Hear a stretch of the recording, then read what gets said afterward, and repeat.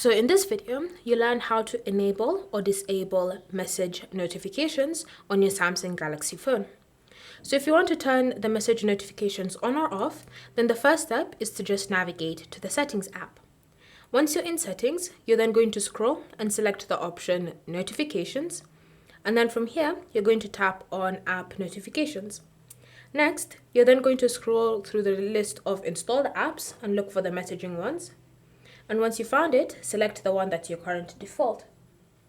From here, you'll then see a toggle at the top, and that toggle is labeled Allow Notifications. So currently it's enabled, which is why it's blue. So now I receive notifications whenever I have incoming messages. However, if you want to turn it off, then you're just going to go ahead and tap on the toggle and it will be disabled. So now you'll still receive notifications on your phone, but you just won't get a notification as to when the message has entered through or when it's been delivered.